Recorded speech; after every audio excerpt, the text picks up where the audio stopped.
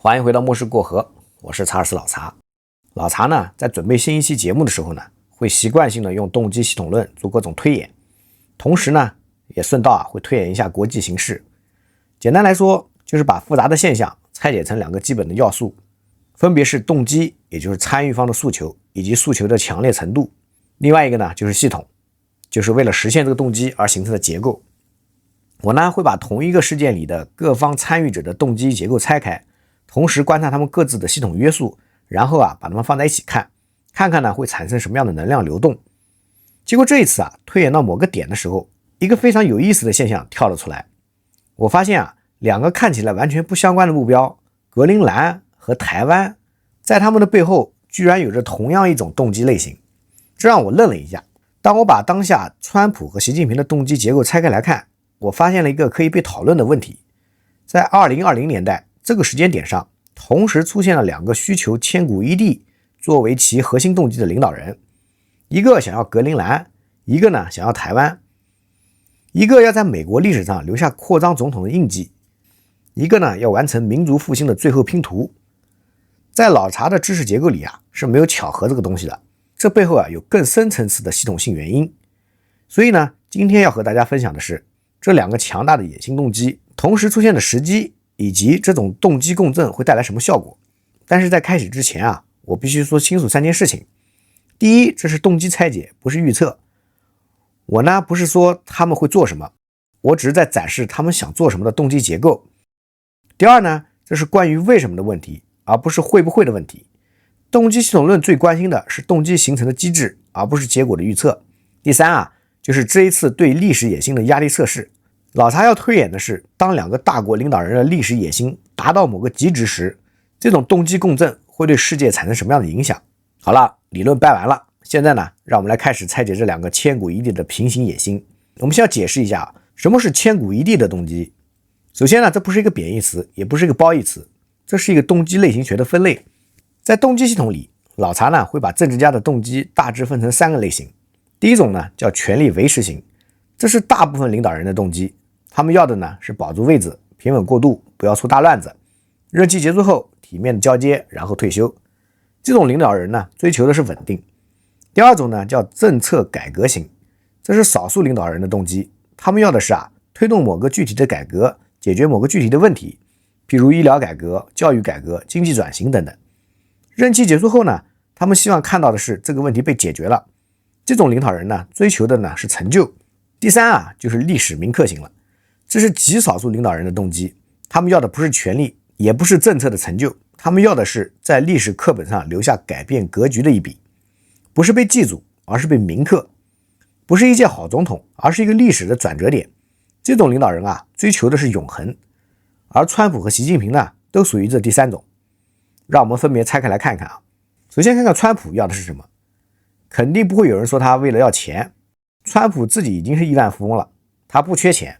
那很多人可能会认为他要权，但这已经是他的第2个任期了，也是最后一个任期。2029年1月他必须下台。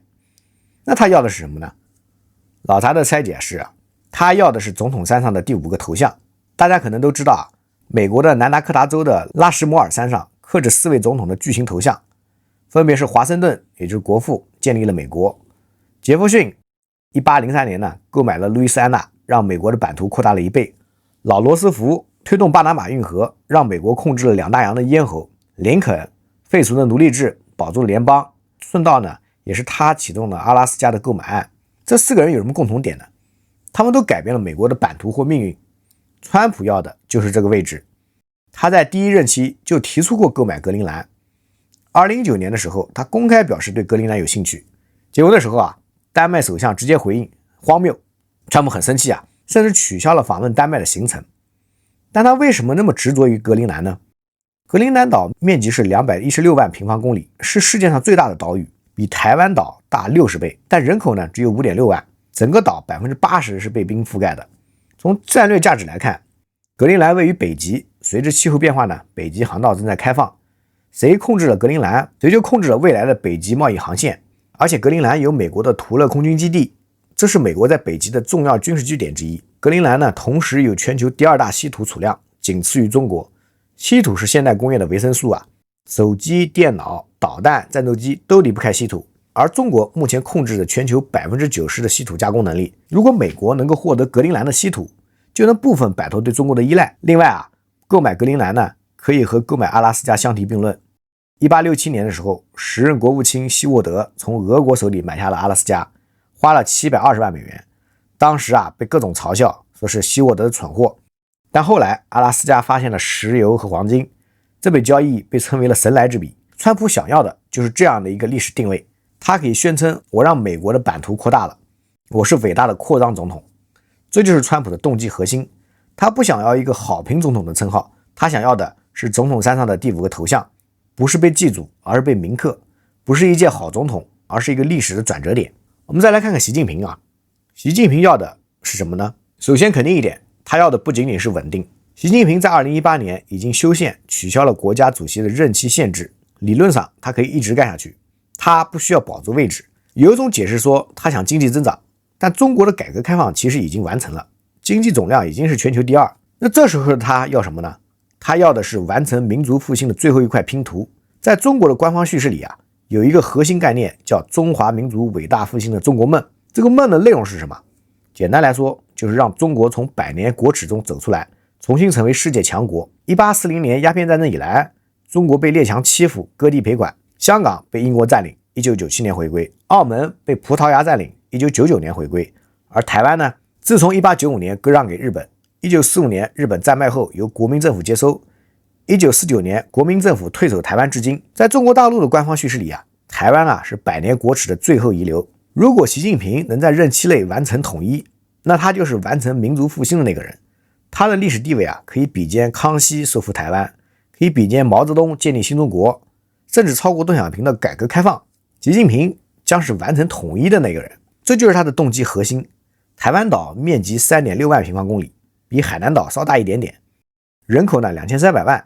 从战略价值来看，台湾岛相当重要。具体的内容呢，大家可以看老查其他关于台湾的节目。台湾同时拥有全球最先进的半导体产业，而且台湾是美国在西太平洋的重要战略支点之一。但对习近平来说，台湾的价值不仅仅是战略，更是历史。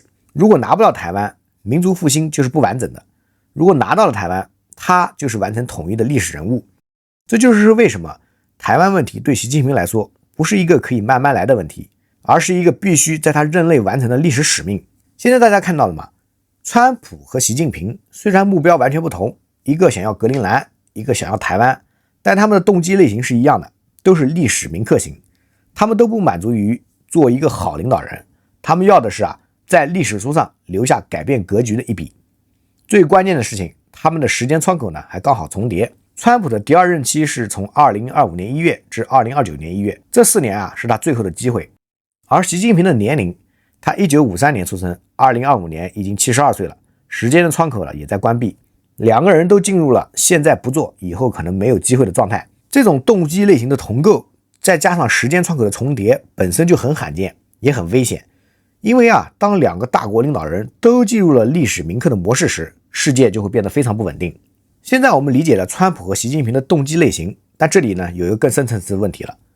为什么在2025年这个时间点会同时出现这2个历史铭刻性的领导人呢？在动机系统论里老查认为个人动机不是凭空产生的，动机的形成会受到系统结构的深刻影响。什么样的系统会筛选出什么样的领导人，什么样的时代背景会激发什么样的野心。下面呢，让我们从系统层来拆解看看我们先看看美国为什么会产生川普这样的历史铭刻性的领导人呢？这和美国政治系统的演化有关。传统的美国政治是一个建制派主导的系统。什么叫建制派？就是在华盛顿体系里那些一步步爬上来的职业政客，他们的动机类型大多是权力维持型或政策改革型。刚才呢我们已经说过了，他们就是要的在任期里稳定局面，推动一些改革，然后呢体面退休。但在2016年之后，美国的政治呢发生了一些结构性的变化。首先就是民粹主义加商人政治的崛起。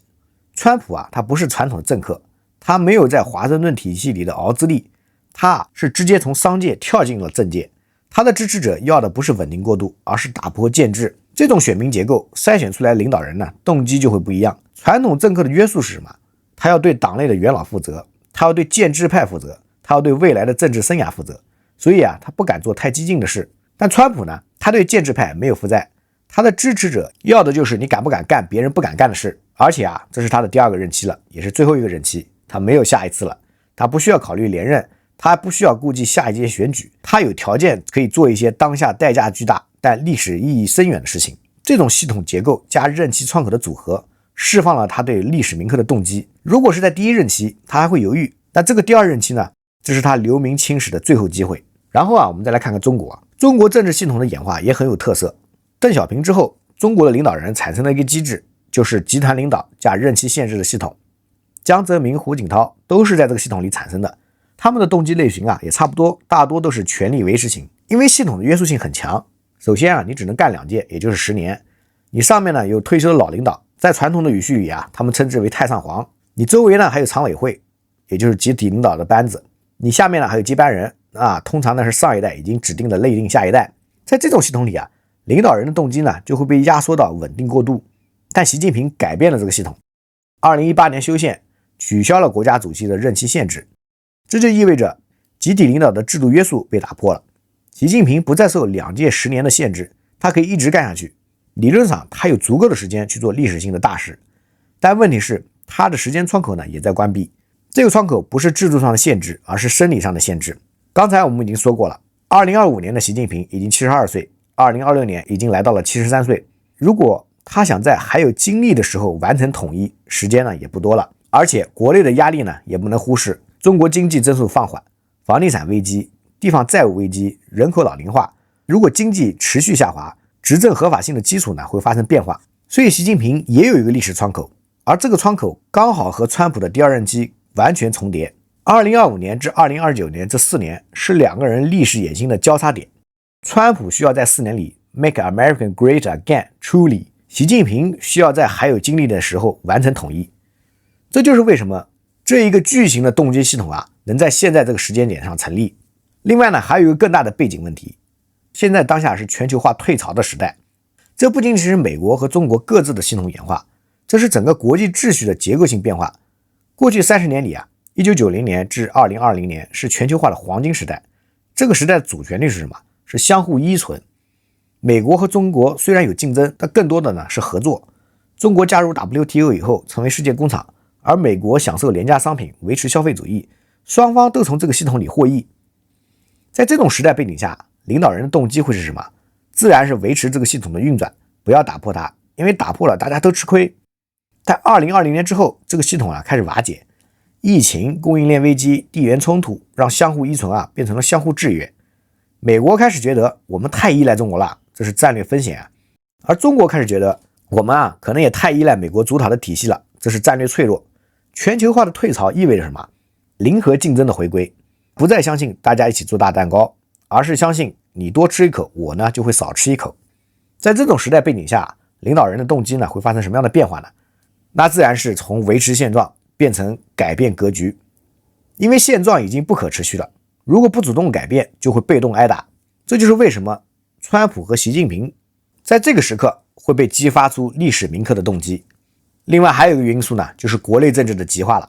美国政治的极化已经到了一个非常严重的程度，民主党和共和党不再是政策分歧，而已经变成了价值观的对立。在这种情况下，领导人需要什么呀？他需要一个外部成就来巩固内部的支持。如果川普能拿下格陵兰，他的支持者会怎么看？这才是强人这才是让美国 Great Again。他可以用这个成就压过所有国内反对的声音。而中国呢，虽然没有政党竞争，但有内部压力。刚才我们说了，那些经济下滑失业率上升房地产危机，老百姓对政府的期待也在下降。在这种情况下，习近平也需要个历史性的时刻来重新凝聚民心。如果能完成统一，民族主义的情绪会被点燃，所有的经济问题都可以被我们完成了伟大复兴这个叙事给压过去。这就是为什么2个领导人都有强烈的动机去追求历史性的成就，这已经不仅仅是个人的野心了，也是政治生存的需要。所以现在大家看到了吗？为什么会在2025年同时出现2个千古一帝型的领导人？这是3重因素的叠加。第一重呢是系统筛选机制的变化，美国的民粹政治加商人领导人打破了建制派的约束，中国的个人集权加任期限制取消，打破了集体领导的约束。第二重呢是任期窗口的巧合，川普的最后这4年和习近平的年龄压力刚好重叠在2025至2029年。而第三重啊，就是时代背景的结构性变化了，全球化的退潮，零和竞争的回归，国内政治的极化，这三重因素叠加在一起，就产生了两个历史铭刻性领导人的同时出现。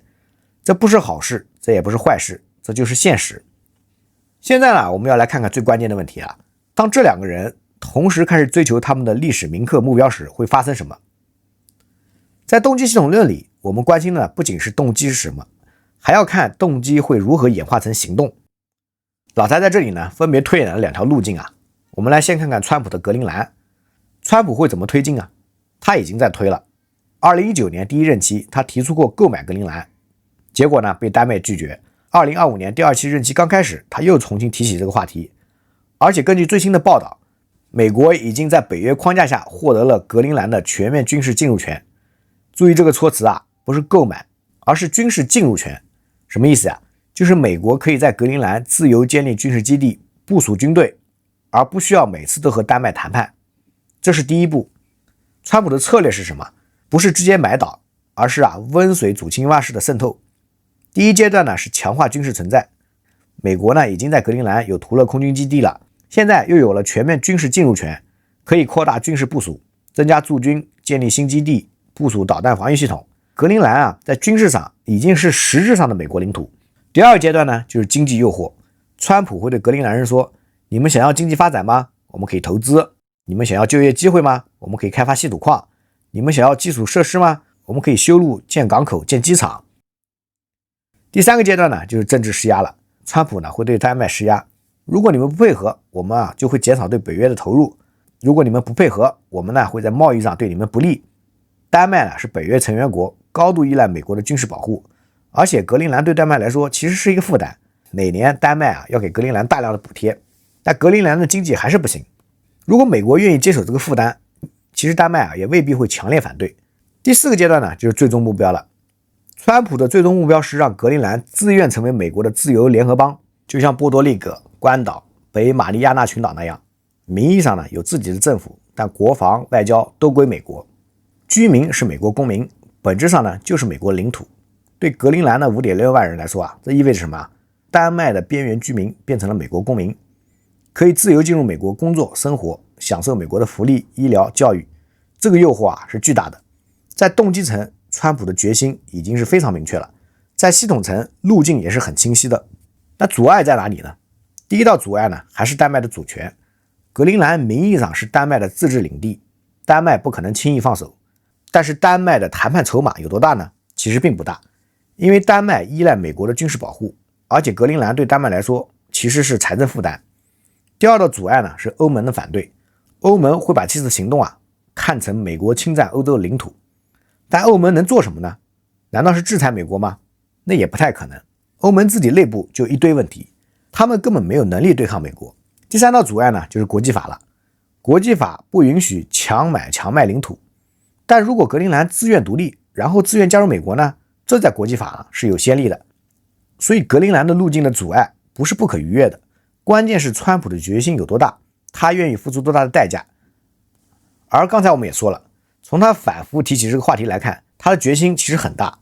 我们再来看习近平和台湾。台湾的问题更加复杂，也更加敏感。首先要明确的一点是直接武统的可能性并不大，因为代价太高了。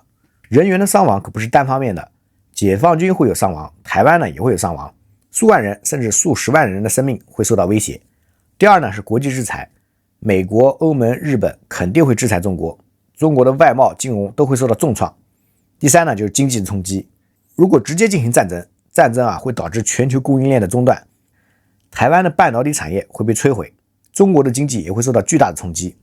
第四就是国内的压力了，如果战争拖得太久或者伤亡太大，国内的舆论可能会反弹，所以习近平更可能采取的是压力加诱惑的组合策略。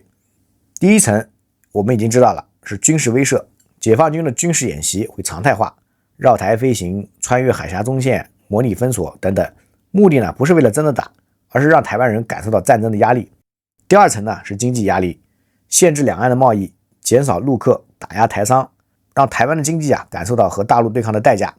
第三层呢最主要的就是外交孤立了，继续压缩台湾的国际空间，让更多的国家和台湾断交，和中国建交，台湾的邦交国会越来越少。而在诱惑层面呢，第一层呢当然是经济利益了，譬如你们如果接受统一，我们可以给你们更好的经济条件，台湾可以保留自己的政治体制，甚至大陆呢会运行一套一国两制的升级版。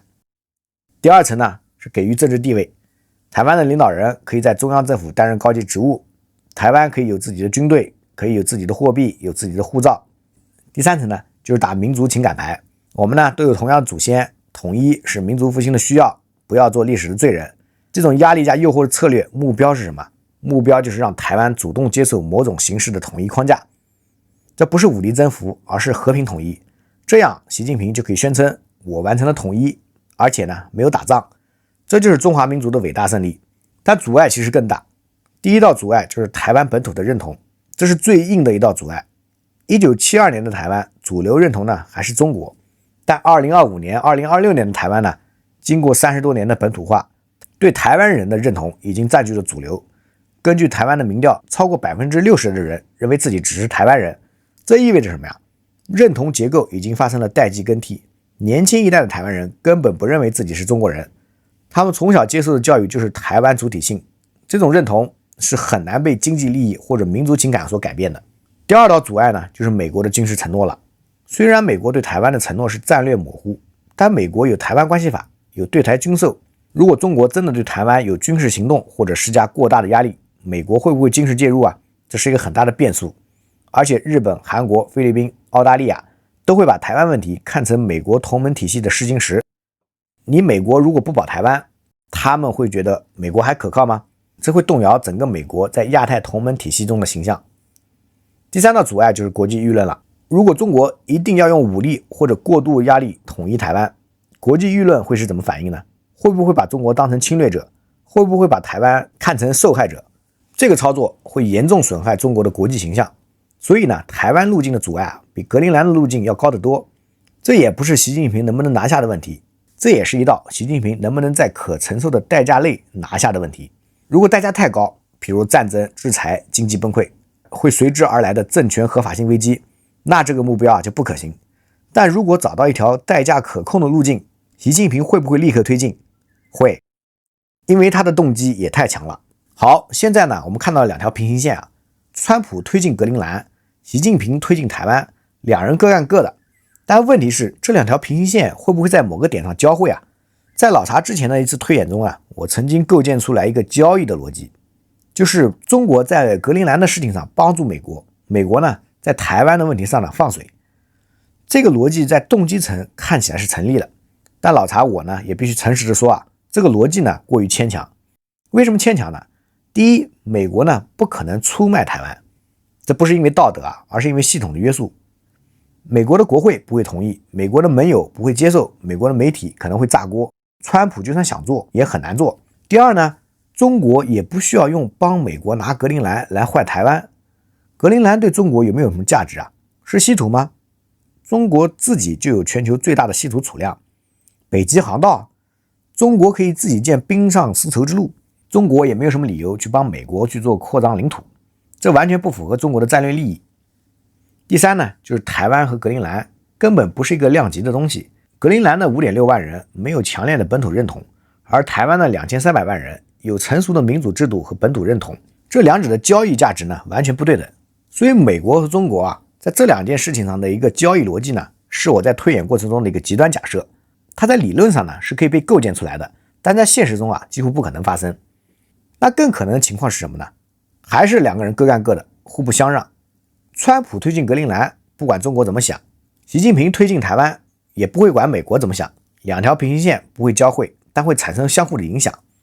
第一种可能是资源的分散，如果川普把大量的精力资源投入格陵兰和丹麦谈判和欧盟周旋，在北极部署军力，那美国在亚太的资源会不会分散？中国会不会借机在台海施压？第二种可能，盟友的信任危机，如果川普为了格陵兰和欧盟闹翻，威胁要退出北约，征收关税，施压丹麦，那日本、韩国、澳大利亚会怎么想？美国连欧洲的盟友都不顾，还会顾我们吗？这会削弱美国在亚太的同盟体系。中国会不会利用这个机会？而第三种可能是战略误判，川普会觉得我在北极扩张的时候，中国应该不会那么着急，应该会老实点。而习近平会不会觉得美国在和欧洲闹矛盾的时候，正是我推进台海的好时机？这很有可能呢，双方都误判对方的底线，然后在某个点发生冲突，这些可能性都是存在的。这就不是完全交易的导向了，而是各自行动导致的相互影响。所以现在我们可以看到，川普和习近平的千古一帝的野心不会单纯的产生交易，而是会产生双重压力，一个在北极扩张，一个在台海施压，一个要改变美国的版图，一个要完成中国的统一。两个人呢都同时进入了历史铭刻的模式，两个人都在他们最后的窗口期，两个人都有强烈的动机去做别人不敢做的事情。在这种双重野心的平行推进下，对整个世界意味着很不稳定，意味着误判的风险，意味着局部冲突的升级的可能。因为历史告诉我们，每一次大国领导人的个人历史动机压过了制度理想和系统惯性的时候，世界都会经历巨大的动荡。有时候他们成功了，但代价惨重；有时候呢，他们失败了，但世界已经被改变了。好，今天我们这期节目走了一条不太寻常的路径我们没有预测会发生什么，我们拆解的依然是为什么世界上会出现这个动机。动机系统论可以告诉我们，当动机的张力达到一个临界点时，系统一定会演化，演化的方向取决于动机的强度、系统的约束、外部的变数，这三个因素如何组合会决定最终的路径。这种动机张力不会自动消失，它要么会通过某种方式释放，要么呢会继续累积到更危险的程度。这里是末世过河，我们不预测未来，我们只猜动机和系统。我是查尔斯老查。如果你想看到更详细的推演过程，包括那些今天我们没有完全展开的能量流动的路径，也包括那些更敏感的战略博弈细节，欢迎在评论区告诉我。等以后有机会开了会员频道，我们再深入聊。让我们下期节目再见。